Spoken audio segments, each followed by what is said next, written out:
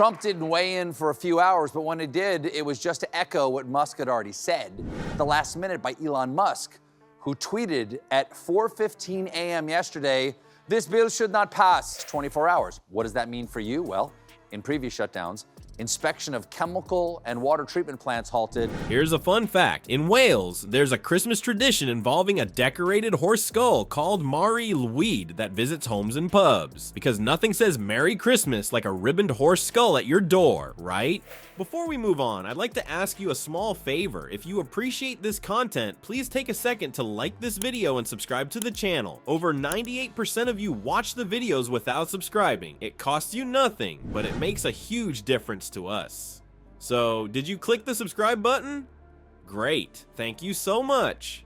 Now, back to the video. Meanwhile, in the US, we have our own holiday tradition, the biannual will they or won't they shut down the government dance. Spoiler alert, this year Trump and Musk are leading the conga line. Picture this, a former president and a tech billionaire walk into Congress. Now, if you're a federal worker, you might get an unexpectedly extended vacation because yesterday, Republicans rejected a 3-month stopgap funding extension. So, a government shutdown, it paints a picture, which means unless they come up with a deal tonight, the government will shut down at midnight tomorrow. No, it's not the setup for a bad joke. It's the latest DC drama starring Donald Trump and Elon Musk. These two titans of Twitter have teamed up to throw a wrench in the carefully negotiated funding bill, and boy, are they making a mess. Trump and Musk, the dynamic duo nobody asked for, suddenly decided they didn't like the bipartisan agreement that took months to hammer out. Their surprise alliance sent Congress into a tizzy, with carefully laid plans crumbling faster than a sandcastle at high tide. Which would be terrible. We need the government. Who else is not going to tell us anything about the drones? And we obey. We the people obey. Rich boy.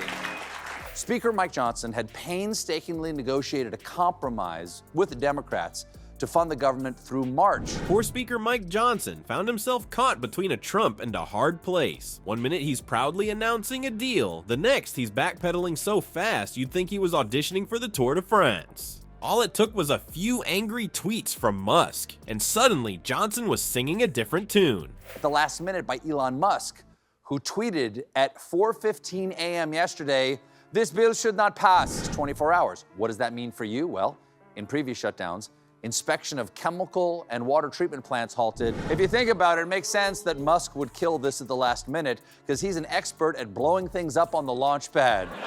Speaking of Musk, the man went on a posting spree that would make even the most caffeinated teenager blush. We're talking over 100 posts, folks. That's not social media engagement, that's a cry for help. And the kicker, a lot of what he shared was misinformation about the bill. It's like he confused X with PolitiFact and decided to just wing it. But here's where it gets juicy. This isn't just about Musk having too much time on his hands or Trump being, well, Trump. There's a method to this madness. Trump, ever the puppet master, is using Musk's massive platform and influence to reassert control over the Republican Party. It's like watching a political version of The Emperor's New Clothes, except the Emperor is wearing a MAGA hat and tweeting from a golden toilet. This alliance could reshape the GOP landscape, potentially leading to more chaos and unpredictability in how our government functions. Because if there's one thing we all want, it's for our political system to be more like a reality TV show, right? For all, the Constitution does start with, "We the people do whatever Rich Boy tells us. Rich Boy makes the big square truck car.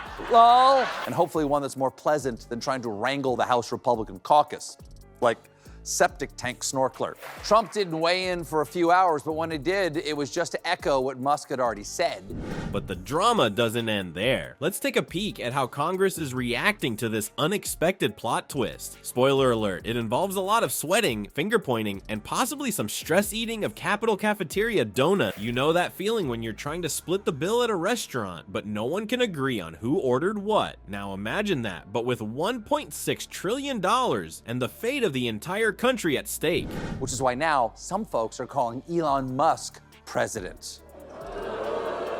Oof, because the chaos has cast doubt on his ability to maintain the speaker's gavel. So Johnson might have to move on to a new job. Suddenly, Congress has found itself caught between a Trump and a hard place, and the clock is ticking faster than you can say government shutdown. And with Trump and Musk throwing a tantrum over the funding bill, Congress is scrambling like a bunch of headless chickens to cobble together a new plan. It's like watching a group of kids try to build a sandcastle while the tide's coming in, frantic, messy, and probably doomed to fail. The real kicker, this isn't just your run-of-the-mill political squabble. We've got Trump loyalists duking it out with the more moderate Republicans, and it's getting uglier than a Christmas sweater designed by a colorblind elf. Take Reppers Chip Roy, for example. This guy's not mincing words. He's out there saying, we're just fundamentally unserious about spending, and as long as you got a blank check, you can't shrink the government. If you can't shrink the government, you can't live free. Sounds like someone's been reading too many libertarian fortune cookies. But here's the thing, this isn't just about numbers on a page. We're talking real consequences for real people. If this funding bill goes down the drain, we're looking at over $10 billion in emergency disaster relief and $30 billion in aid to farmers going poof, vanishing faster than a politician's promises after Election Day. We know the first things to be impacted by shutdown include federally run museums and the country's national parks. But you have nothing to worry about unless you're one of those rare people who needs food or water. And it gets worse. Remember those warm, fuzzy feelings you get when you think about helping sick kids? Well, kiss $126 million for pediatric cancer research goodbye.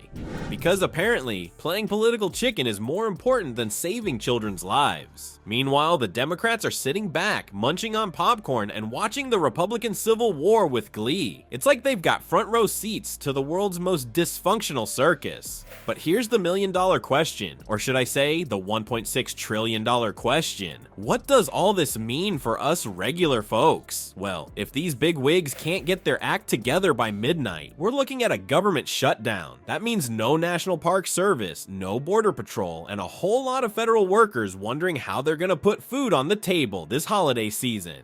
So as we watch this political dumpster fire rage on, remember, this isn't just some distant drama in DC.